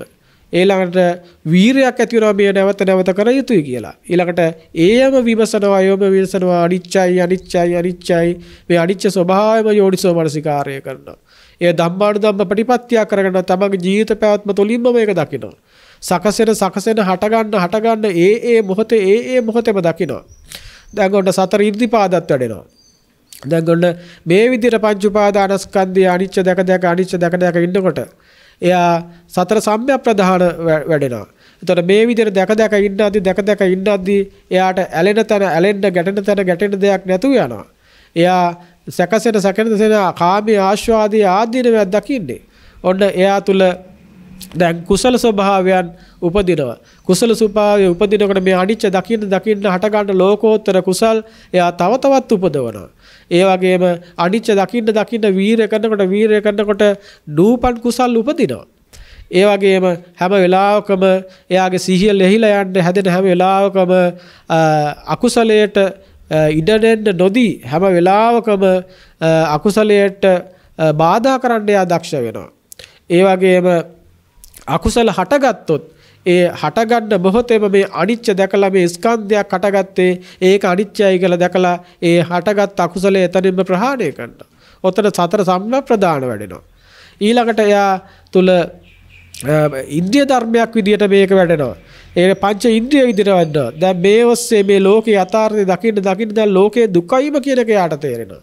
ඒ නිසා යා නිවරම අරමුණු කරගෙන මේක අනිත්‍ය දැක ඉස්සරහට යනවා. ඔන්න එතකොට ශ්‍රද්ධාව ඇති වෙනවා. ඊළඟට ශ්‍රද්ධාව ඇති වෙන්න තව තවත් එයාගේ වීරිය දියුණු වෙනවා. ශ්‍රද්ධාවත් උදව් කරගෙන මේ වීරිය දියුණු වෙනවා. හොඳ වීරියකින් මේ යථාර්ථය දකිනවා. ඊළඟට මේ වීරිය මේ විදිහට පවත්තද්දී එයා තුළ හොඳට සිහිය පිහිටවනවා. තව තවත් දැන් සිහිය එයාගේ දියුණු වෙනවා. එයාට තව තවත් මේ භාවනාව කරන්න පහසු වෙනවා. එතකොට හොඳට සතිය පවතිද්දී ඒ ඔස්සේ එයාගේ හිත ලෝකෝත්තර අරමුණු තුල මේ විදර්ශනා අරමුණු තුල මේ ස්කන්ධයන්ගේ යථාර්ථය දැකීමේ අනිච්ච දැකීමේ ස්වභාවය තුල එයාගේ හිත සමාධිගත වෙනවා. ඒක ලෝකෝත්තර සමාධියක්. ඒක ලෞකික සමාධියක් නෙමෙයි. ලෝකයට අයිති එකක් නෙමෙයි. ඒ ලෝකෝත්තර සමාධිය තුළ ඉඳගෙන මෙයාගේ දැන් ප්‍රඥාව වැඩෙනවා. මෙයා යථාර්ථය දකිනවා. යථාර්ථය දන්නවා. යථාර්ථය ප්‍රත්‍යක්ෂ කරනවා. ලෝකය දුකක්ම බව තේරෙනවා. දුකක්ම බව තේරෙනකොට ඒ දුකක් සහිත ලෝකේ හටගන්නේ තණ්හාව නිසා කියලා මෙයාට තේරෙනවා. ඒ නිසා මේ දුක හටගන්නේ තණ්හාව නිසා නම් තණ්හාව ප්‍රහාණය කළ යුතුයි කියලා තේරෙනවා. ඒ නිසා එයා තණ්හාව ප්‍රහාණය කරනවා. තණ්හාව ප්‍රහාණය කරනකොට එයා නිවන සාක්ෂාත් වෙනවා. දැන් ඔන්න එයා නිවන් රස විඳිනවා. දැන් එයා නිවන් සුව විඳිනවා. දැන් එයා නිවනේ රස විඳින නිර්වාණය පාරාදීසය තුල ඒ අත්දැකීම බෙදා ගන්නවා. ඒ තුල නිවන් සුව විඳිමින් මහා සරසිල්ලක එයා ජීවත් වෙනවා. එතකොට එයා ඒ නිවන් සුව විඳිමින් ඒ අත්දැකීම ලබන්නේ එයා තුල ආරෂ්ඨාංගික මාර්ගය වැඩෙන ගමනේදී ක්‍රමානුකූලව මේ ඔස්සේ ආරෂ්ඨාංගික මාර්ගයත් වැඩෙනවා. දැන් ඒ ඔස්සේ ඊට පස්සේ පංච බලයක් විදියටත් පංච ඉන්ද්‍රිය විතරනේ පංච බලයක් විදිහට මේ විදිහටම ශ්‍රද්ධාවත් වීරියත් සතියත් සමාධියත් ප්‍රඥාවත් වැඩිනවා. ඒත් එක්කම මේ සත්‍තිස් බෝධිපාක්ෂික ධර්ම වල විශේෂම සප්ත බොජ්ජංගත් වැඩිනවා. ඒතර සප්ත බොජ්ජංග වලට මෙතනත් එයාගේ සිහිය හොදට පවත්වන මේ ස්කන්ධයන්ගේ යථාර්ථය පිළිබඳව අනිච්ච ස්වභාවය පිළිබඳව ඊළඟට ඒ අනිච්ච ස්වභාවය තුළ මේ ධම්මවිචය මේ යථාර්ථ ධර්මය විමසනවා. එයා ස්කන්ධය මෙහෙම එකක් ස්කන්ධය හේතුන්ගෙන් හටගන්නේ හේතු නිසා තමයි මේ ස්කන්ධය සකස් වුනේ හේතු නිරුද්ධ වෙන ස්කන්ධයන් නිරුද්ධ වෙනවා එතකොට මේක අනිච්චයි මේක අනිච්ච උනේ පටිච්ච සමුප්පන්න වූ නිසා ස්කන්ධය සකසෙන්නේ මේ විදියට එය චක්කුංච පටිච්ච අසත් රූපයත් කනත් ශබ්දයත් දිවත් රසයත් කයත් පහසත් නාසයත් ගන්ධයත් ආදී විදියටයි මේක සැකසෙන්නේ ඒ ආයතන ඒ අරමුණු ඒතන ජනිත වෙන දේවල් මේවා පස්සෙන් තමයි ගොඩ නැගුණේ පස්සෙත් එතන සමුදේ වෙන දෙයක් අදාළ විඥාණයත් එතන සමුදේ දෙන දෙයක් මේ විදිහට මේ සිදුවන සිද්ධිය පිළිබඳවත් එයා හොඳ අවබෝධයටපත් වෙනවා එයා ධම්මය පිළිබඳව විමසීමටපත් වෙනවා ඒතකොට ඒකට හොඳ වීරයකුත් ඇති කරගන්න හොඳ වීරයකින් තමයි මේ ඇතිවන අවබෝධයත් එක්ක විමසන්නේ ඒ වීරයෙන් මේක විමසනකොට ඇතිවන සිහියත් එක්ක මෙයාට හොඳ ප්‍රීතියක් ඇති වෙන ලෝකෝත්තර ප්‍රීතියක් බුදුවරුන්ට ඇති වෙන ප්‍රීතියක් ආර්යයන්ට ඇති වෙන ප්‍රීතියක් ඒ ප්‍රීතිය ඔස්සේ සිතත් සැහැල්ලු වෙනවා කයත් සැහැල්ලු වෙනවා ඒ සිතේ කයේ සැහැල්ලු බවත් එක හොඳට සමාධිමත් සිතත් හැදෙනවා ඒ සමාධිමත් සිත තුළ ලෝකෝත්තර මට්ටමේ උපේක්ෂකර ස්වභාවයක් ඇති වෙනවා මේක ලෝකෝත්තර මට්ටමේ උපේක්ෂකර ස්වභාවයක් ලෞකික උපේක්ෂාවක් නෙමෙයි උපේක්ෂා තුනක් තියෙනවා ඒ තුනෙන් මේ මොහොතේ ඇති වෙන්නේ ලෝකෝත්තර උපේක්ෂාවක් මෙන්න මේ ඔස්සේ දිගින් දිගට බෝධිපාක්ෂික ධර්ම වැඩෙනගෙන එයා ආරෂ්ඨාංගික මාර්ගයත් ඒ ඔස්සේම වැඩෙනවා එතකොට මේ එකම කාරණාව තුළ ආරෂ්ඨාංගික මාර්ගයත් වෙනවා එතකොට සම්මා දිට්ඨිය බෝධිපාක්ෂික ධර්මයක් වෙනුවෙන් නිවන උදෙසා වඩන්න ඕන කියන්නේ සම්මා දිට්ඨිය ඇති වෙන්නේ ධර්ම දේශනාවක් ශ්‍රවණය තුල. එතකොට සත්පුරුෂයෙක්ගෙන් සද්ධර්ම දේශනාවක් ශ්‍රවණය කරන තුලමයි සම්මා දිට්ඨිය ඇති වෙන්නේ. එතකොට ඒ නිසා තමයි සම්මා දිට්ඨිය බෝධිපාක්ෂික ධර්මයක් වෙන්නේ. එතකොට ධර්ම සත්පුරුෂ ඇසුරේ සද්ධර්ම ශ්‍රවණය කළා සම්මාදිට්ඨිය ඇති කරගත්ත සම්මාදිට්ඨිය තුල ඉඳගෙන මේ බෝධිපාක්ෂික ධර්ම වඩද්දි තමයි එතනින් එහාට සකදාගාමි අනාගාමි අරිහත් ඵලයන්ට සමීප වෙන්න පුළුවන් වෙන්නේ.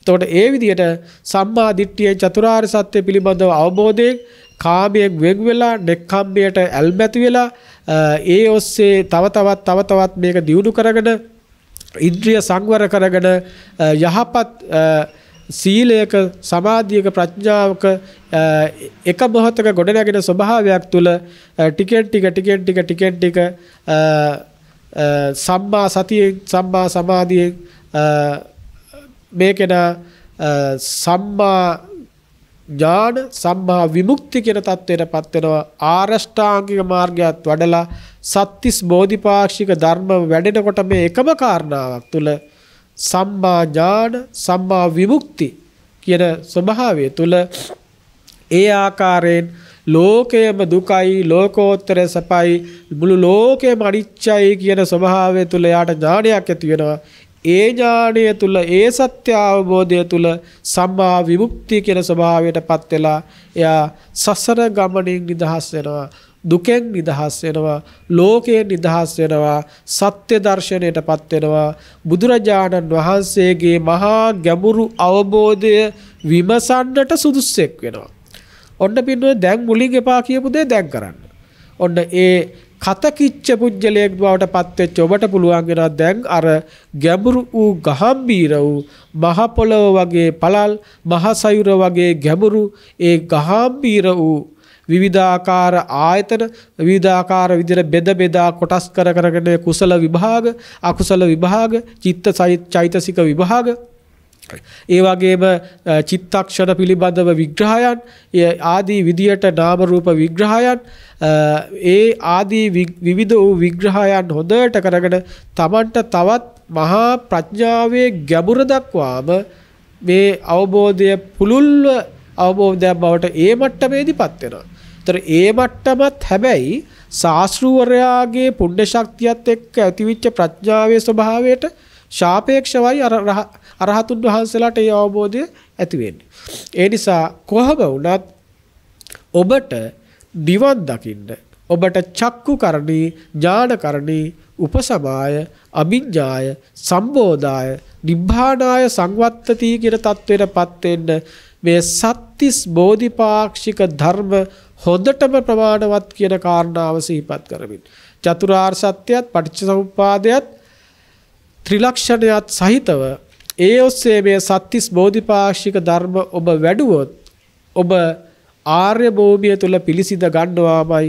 ඔබ අසරණව මිය දෙන්න ඔබට ගෝචර සීමාවක් තුල ඔබ ධර්ම මාර්ගය තුල හික්මෙන්න ඔබ අගෝචර සීමාවක් තුල දුක් විඳලා අහිංසකව අසරණව ලෝකයේ තුල මැරෙනවට වඩා ගෝචර සීමාවක් තුල හික්මිලා ඔබ නිවන් දකින්න ලෝකයා ඔබට ඕන තරම් දොස් කියාවි බණීවි අනේ යා අර ධර්ම ඉගෙන ගන්නෙත් නැහැ ගැඹුරු දහම ඉගෙන ගන්නෙත් නැහැ ඒවා ඕන් නැතේ කියනවා ඒවාට කැමැත්තක් නැහැ හැබැයි ඒවාට සුදුසු දවසක් ඒවි එදා වෙනකන් ඔබ එක දෙකට යනකම් ඔබ එකේ ඉන්න එකේ ඉඳගෙන එකේ පන්තියට අවශ්‍ය ටික හරියටම කළොත් ඔබට එකේ පන්තිය හොඳටම පාස් වෙන්න පුළුවන් වෙයි. ඒ නිසා එවැනි ස්වභාවයකින් ලෝකෙන් එතරව ලෝකෝත්තර සුවය සාක්ෂාත් කරගන්න පින් ඇති ඔබ හැමදෙනාටම මේ උතුම් සිරිසදහම් දේශනය එකසේ හේතු වේවා වාසනාව වේවා කියලා ආශිර්වාද කරනවා. සියලු දෙනාටම සම්මා සම්බුදු සරණයි. ආකාසට්ඨා ච බුම්මට්ඨා දේවා නාග මහිද්దికා පුඤ්ඤන්තං අනුමෝදිත්වා චිරන් රක්칸තු දේශනං චිරන් රක්칸තු සාසනං චිරන් රක්칸තු ත්වං සදාති. දස බල බුදුන් නම් සෙල් මුදුනතින් මතු නිවන් නම් මහා සමුදුර කෙළවර කොට ඇති දසතින්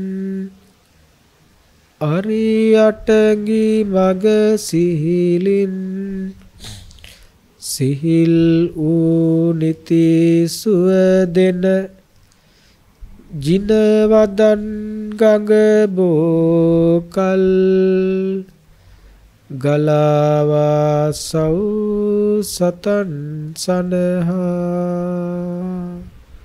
සාදු සාදු සාදු. දේශක්ඛයෝ නිබ්බානං